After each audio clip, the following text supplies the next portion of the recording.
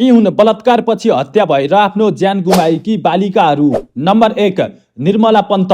13 वर्षीय निर्मला पन्तको गृह कार्य गर्न साथीको घर गएको बेला बेपत्ता भएपछि उखुबारीमा शव भेटिएको थियो। बलात्कारपछि हत्या गरिएको पुष्टि भए पनि वर्षौं बितिसक्दा अझै वास्तविक दोषी पत्ता लाग्न सकेको छैन।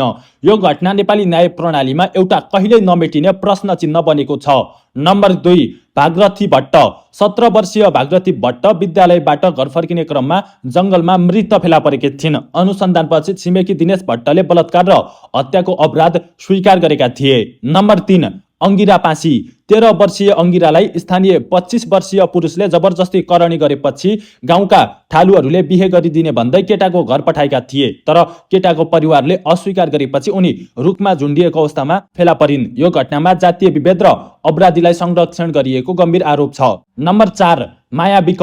21 वर्षीय माया विकको सामूहिक बलात्कारपछि हत्या गरिएको थियो। कामबाट फर्कने क्रममा जंगलमा शव भेटिएको यस घटनामा संलग्न 5 जनालाई अदालतले जन्मकैद फैसला सुनाएको छ। नम्बर 5 शालिन पोखरेल। 14 वर्षीय शालिन विद्यालयको होस्टेलमा झुन्डिएको अवस्थामा फेला परेकी थिइन्। पोस्टमार्टमले आत्महत्या देखाए पनि परिवारले बलात्कार र हत्याको दाबी गर्दै विद्यालय प्रशासन विरुद्ध उजुरी दिएका थिए, जसले गर्दा यो घटना अझै विवादास्पद छ।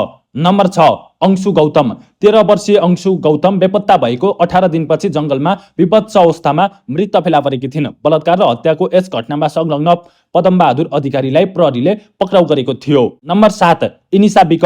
16 वर्षीय इनिसा जंगलमा बेहोस अवस्थामा फेला परेकी थिइन् र अस्पतालमा उनको मृत्यु भयो। परिवारले बलात्कार र हत्याको दाबी गर्दै न्यायको माग गरिरहेका छन् भने प्रहरीले 4 जनालाई नियन्त्रणमा लिएर अनुसन्धान गरिरहेको छ।